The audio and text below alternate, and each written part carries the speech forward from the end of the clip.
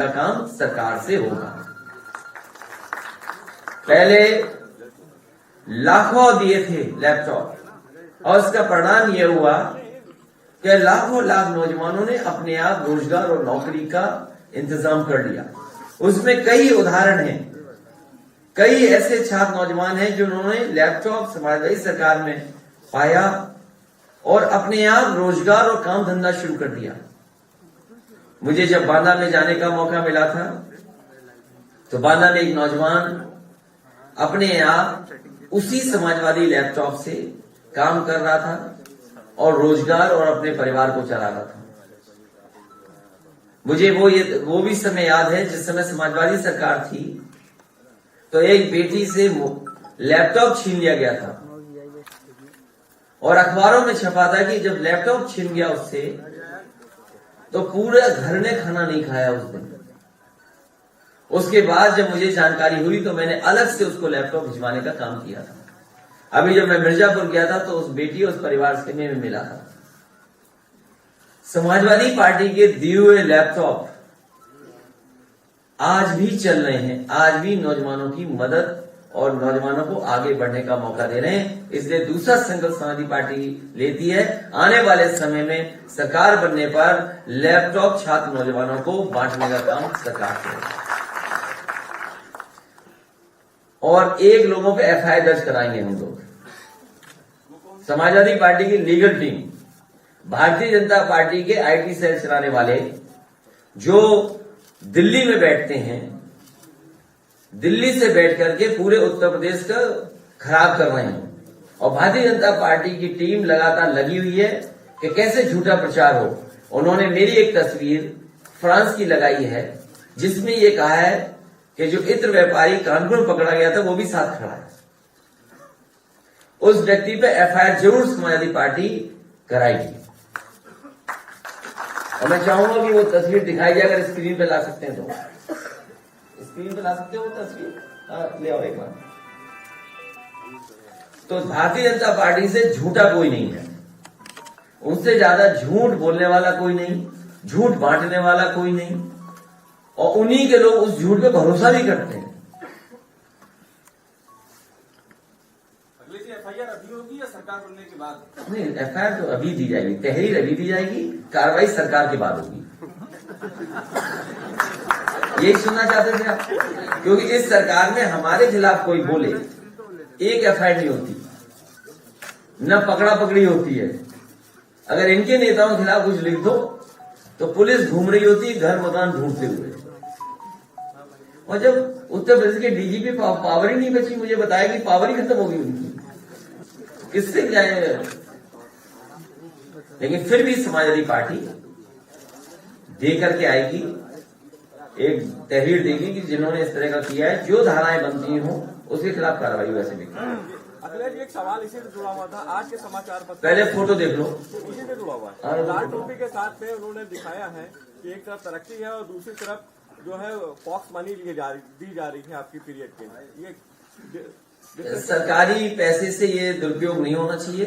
सरकारी पैसे का मतलब कि हमारा आपका भी पैसा एड में लगाया जा रहा है, हमारा आपका पैसा भी एड में लगा करके हमारे खिलाफ प्रचार हो रहा है।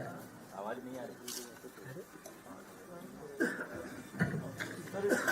समय आने पर उसके लिए भी कार्रवाई होगी। वो वाला स्पीकर बंद हो गया। तो सवाल ये है, राज्य महिला आयोग की जो आज आंकड़े जारी किए गए हैं उसका पालन करेंगे। जैसे ही आचार संहिता लगेगी, भैया आवाज नहीं आ रही है, वो वाला स्पीकर बंद हो गया है, बंद हो गया है। और भैया माइक के पास बात ना करो, इसी सुन लो, आपस में बात कर रहे हो। नहीं आई ना, अब आवाज आ रही है? नहीं आई, नहीं आई भैया। वो वाला सर। हाँ सर, अरे यार कहाँ रहे हमारा ये पता नहीं क्या सुनना चाहते हो, आवाज नहीं आ रही। सवाल ये था कि महिला आयोग सेंट्रल गवर्नमेंट ने अभी आंकड़े जारी किए हैं, उसमें 30,000 में आधे 16,000 सिर्फ यूपी से दर्ज हुए सिर्फ एक साल में। भारतीय जनता पार्टी जिस समय एनसीआरबी के आंकड़े देखेगी, सबसे ज्यादा बेटियों के साथ, महिलाओं के साथ घटनाएं उत्तर प्रदेश में हुई है। भारतीय जनता पार्टी बताए। अरे मैडम, वहाँ कोई मैडम बैठी है, उनकी आवाज आ रही है कैमरे में। सर भाई, भैया की आवाज ही नहीं आ रही है। ये आप तस्वीर देखिए, ये कौन है जिन्होंने हमारी तस्वीर लगाई है भारतीय जनता पार्टी की? ये किसके से पास बैठते हैं? आईटी हेड तो बड़े पद पे होंगे ये बताइए। 2015 में फ्रांस ग्रास से शहर गए थे, कारण बताया कर्नाल में परफ्यूम पार्क बनाना है। यात्रा की तस्वीरें नजर आने में इतवार वही जिनकी दीवारों के पीछे और जमीन से नीचे निकल रही यूपी की जनता से लूटी गई अकूत दौलत है। इस व्यक्ति के खिलाफ समाजवादी पार्टी FIR दर्ज कर उठा के वहाँ से हटा के ये व्यक्ति झूठा व्यक्ति है, पैसे के लिए झूठ बोल रहा है और भारत सरकार और उत्तर प्रदेश की सरकार से सहयोग लेकर के झूठ बोल रहा है। और मैं अपनी डिजिटल टीम से कहूंगा, इसकी तस्वीर लगा करके प्रचार करिए, सबसे बड़ा झूठा है।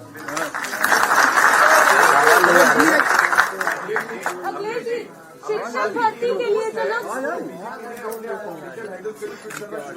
इस बार जाने वाली है बीजेपी का, पता नहीं लगेगा कहाँ गई बीजेपी।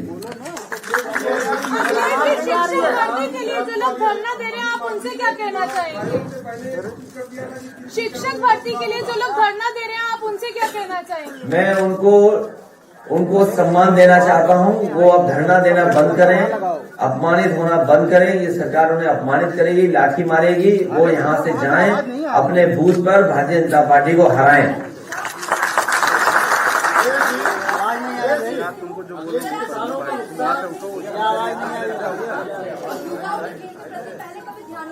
जैसे कि हम लोगों को पता है कि आपने लैपटॉप पार्टी के बाद आपसे तो इस बात से आप कितना सहमत करते हैं? उत्तर प्रदेश के मुख्यमंत्री भी झूठ बोलते हैं। वो मैं बोल रहा हूँ, अभी तक जो बड़े आयोजन किए उन्होंने समाजवादी पार्टी की सरकार में बने हुए स्टेडियम में ही किया।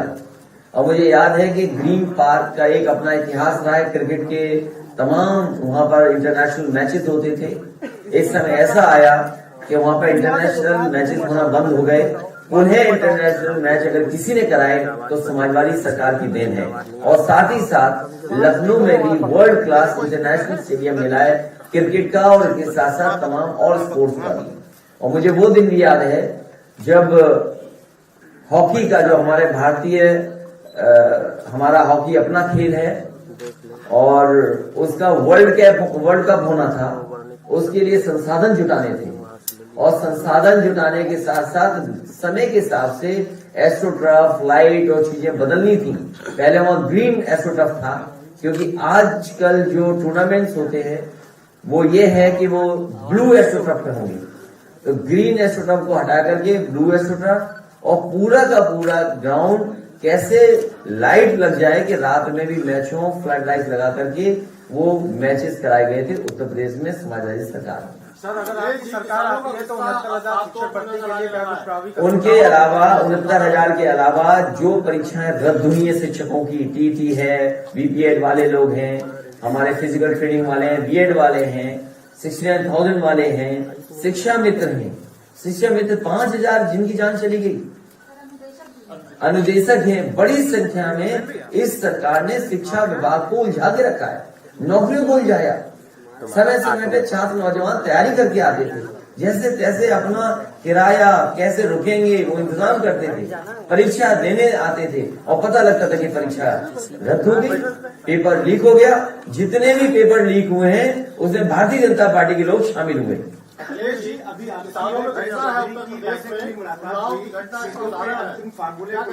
हमारी R&D की सीटों की बातचीत हो चुकी है, साथ ही साथ और सहयोगी दल हैं उनके साथ भी सीटों की बातचीत हो गई है।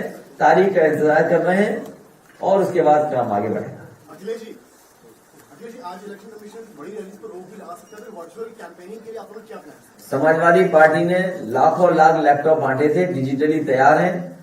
संसाधन कम होंगे लेकिन फिर भी इन्हीं कार्यकर्ताओं की ताकत से इस बार चुनाव जीतने का काम करेंगे।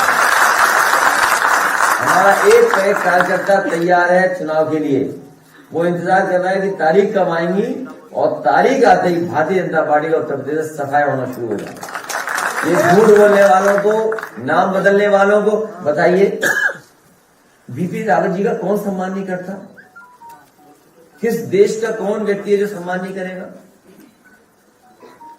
मैनपुरी में बहुत सारे शहीद लोग हुए, एटा, मैनपुरी, गाजीपुर, राजनगढ़, मुजफ्फरनगर, ये तमाम शहीदों ने अपने देश का नाम आगे बढ़ाया। सैनिक स्कूल किसने बनाया? नेताजी डिफेंस मिनिस्टर, समाजवादी सरकार में बना। हमें कोई नाराजगी नहीं है, लेकिन ये सरकार है जो अब जिसको सम्मान देना चाहती है उसके लिए भी कोई काम नहीं करती, केवल नाम बदलती है। ये ऐसे मुख्यमंत्री हैं, केवल नाम बदलने वाले हैं, इस बार जनता ही इन्हें बदल देगी। अयोध्या में मारे गए 2 कोठारी बंधुओं की बहनें आज मुख्यमंत्री योगी आदित्यनाथ से मुलाकात की। आप भी अयोध्या जाने वाले, क्या उस बहन से मुलाकात करेंगे? मुझे केस याद नहीं, अखिलेश जी आप मुझे केस याद नहीं, लेकिन एक चीज हम बता दें आपको, एक व्यापारी परिवार यहाँ आया था प्रतापगढ़ का मिलने मुख्यमंत्री से, सुरक्षा मांग रहा था और वो प्रतापगढ़ पहुंचा, उसकी हत्या हो गई। और कई ऐसी बेटियां बहनें आई हैं जिन्हें आत्मदाह तक मुख्यमंत्री आवास में करना पड़ा, तब एफआईआर दर्ज हुई है। कौन नहीं जानता इन बातों को?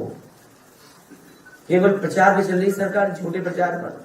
मैंने कई मौकों पर कहा कि हिटलर के पास केवल एक प्रोपोगेंडा मिनिस्टर थे, इस सरकार में तो पूरी सरकार प्रोपोगेंडा पे चल रही है। अखिलेश जी, एक सवाल खड़ा हो गया कि भगवान परशुराम किसके हैं, आपके हैं या बीजेपी के हैं?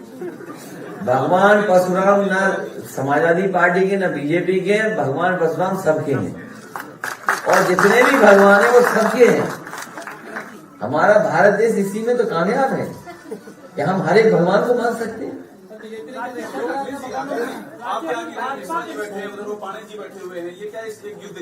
और ये सवाल भी पांडे जी कर रहे हैं, उपाध्याय कर रहा है। कैसे आदमी हो आप? अपने लोगों को नहीं पहचान रहे? ये सब हमारे साथ आ गए, ये भी साथ आ गए, आप भी साथ आ गए।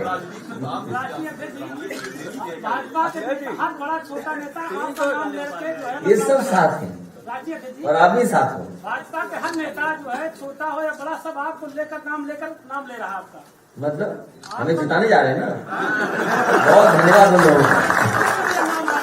वो इसलिए कि हम जीतने जा रहे हैं, जिताने के लिए वो सब नाम ले रहे हैं। अखिलेश जी, आपकी पुरानी पूर्व सरकार में शिक्षा पर काफी काम अच्छा हुआ था, लेकिन इस बार आपकी सरकार बनेगी तो बहुत सारे छात्र छात्राएं हैं विदेशों में पढ़ाई करने के इच्छुक रहते हैं, उनकी इच्छा रहती है, क्या उस पर कुछ गौर करेगी सरकार?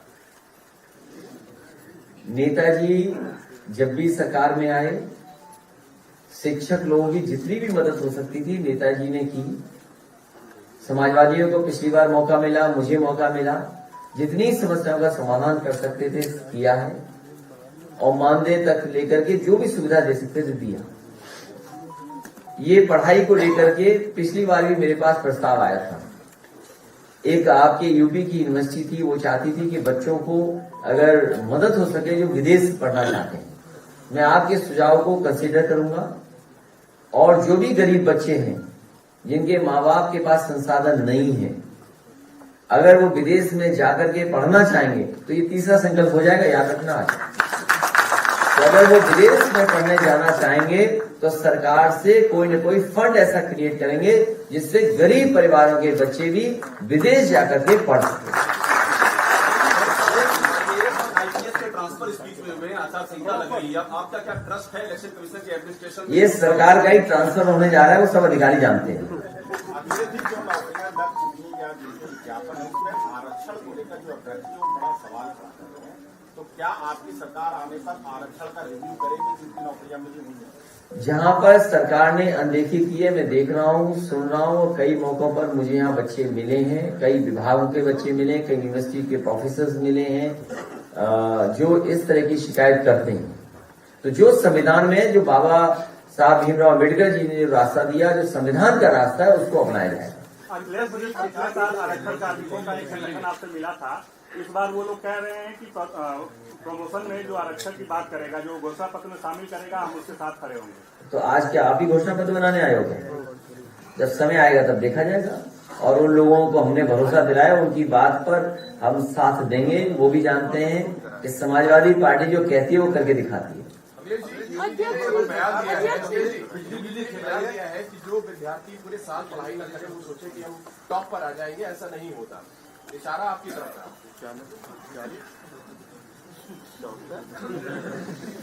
पूरा उत्तर प्रदेश योगी जी को पढ़ा लिखा नहीं मानता।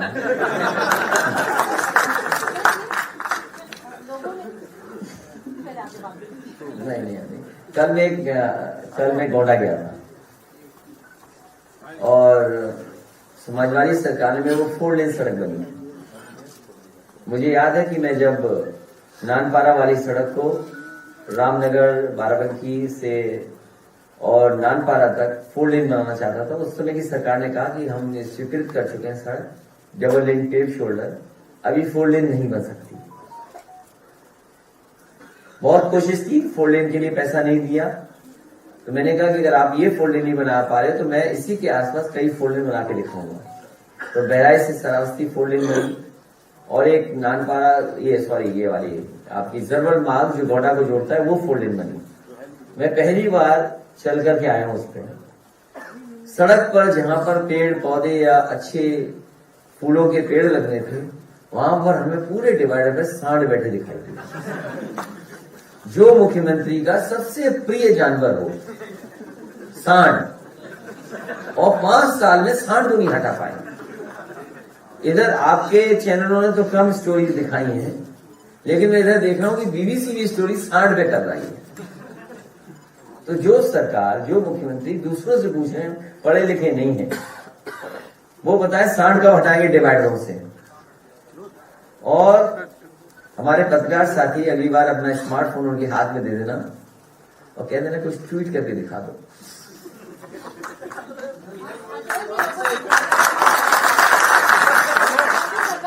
बदले की राजनीति करेगी, तो क्या आप ऐसा करेंगे? कौन कह रहा है? जनता में भी बात हो रही है कि समाजवादी पार्टी सबको गले लगा करके, साथ चल करके, कंधे से कंधा मिला करके, सबका सम्मान करके सरकार चलाएगी। और जो लोग कानून तोड़ेंगे उनके खिलाफ कड़ी कार्रवाई होगी। कोविड काल में मेडिकल इंफ्रास्ट्रक्चर तमाम कोलैप्स हुए, अगर आपकी सरकार आती है तो मेडिकल इंफ्रास्ट्रक्चर को अपग्रेड करने के लिए क्या कुछ प्रावधान? बहुत महत्वपूर्ण सवाल किया। मैं धन्यवाद देता हूं पत्रकार साथी को कि जिन्होंने ये सवाल उठाया है। इधर जब से कोविड आया है लोगों ने महसूस किया है कि सरकारी इंफ्रास्ट्रक्चर हेल्थ का बेहतर होना चाहिए, अस्पताल अच्छे होने चाहिए। और समाजवादी सरकार थी उस समय, कोशिश की गई थी कि world class infrastructure medical sector में हो, और उसका उदाहरण पेश किया था। जो भी मेडिकल कॉलेज बन रहे थे वो वर्ल्ड क्लास मेडिकल कॉलेज बनाने की कोशिश थी। चाहे वो जौनपुर का मेडिकल कॉलेज हो जो आधा अधूरा भी दिखाई दे रहा है, जिसका उद्घाटन बीजेपी की सरकार ने कर दिया। आजमगढ़ का मेडिकल कॉलेज था, बहराइच का मेडिकल कॉलेज था, फैजाबाद का मेडिकल कॉलेज था, शाहजहांपुर का मेडिकल कॉलेज था। और मुझे याद है कि डॉक्टर त्रेहन जब वो अपने मेदांता का शिलान्यास करने आए थे, उनके साथ बड़े डॉक्टर्स की टीम थी। तो मैंने उनसे कहा कि सरकारी एक कैंसर इंस्टीट्यूट में बनाने जा रहा हूं, और वो कैंसर इंस्टीट्यूट ऐसा होगा जो आपके मेडिकल कॉलेज या आपके अस्पताल से भी बेहतर होगा। और उस समय समाजवादी सरकार ने एक बेहतरीन कैंसर इंस्टीट्यूट बना करके तैयार कर दिया। अगर कोई भी इंफ्रास्ट्रक्चर का काम अगर उस समय का देखेंगे तो कहीं न कहीं कोशिश की गई कि जो इंफ्रास्ट्रक्चर बने वो वर्ल्ड क्लास बने। लेकिन जब से ये बाबा योगी जी की सरकार आई है, ये ध्वस्त कर दिए हैं, ये बर्बाद कर दिए हैं। जो वर्ल्ड क्लास इंफ्रास्ट्रक्चर था उसको भी तोड़ मरोड़ करके सब खराब कर दिया उन्होंने।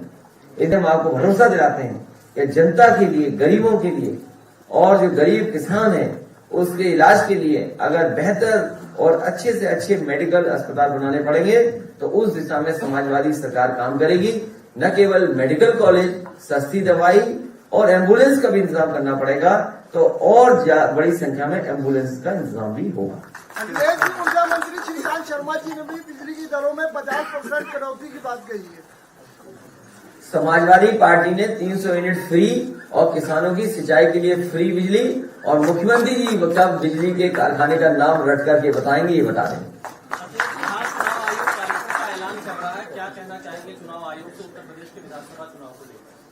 हमारा चुनाव से यही निवेदन और अपील होगी कि भारतीय जनता पार्टी के भाषणों पर निगरानी रखें, इनकी नफरत फैलाने वाली राजनीति पर कड़ी नजर रखें। सरकार एमएसएमई के लिए सीट प्रभावित जंगलों का एक संगठन आपके संगठन से मिला था, उन्होंने भी कई चीजें बताई हैं आप लोगों को। मैं उनके कई बिंदुओं से सहमत हूं। क्योंकि जब तक व्यापारियों का और खासकर एमएसएमई वालों का मदद नहीं होगी तो रोजगार और नौकरी कहाँ मिलेगी। तो स्वार्थ हमारा भी है कि कारखाने उद्योग लगे बड़े बड़े,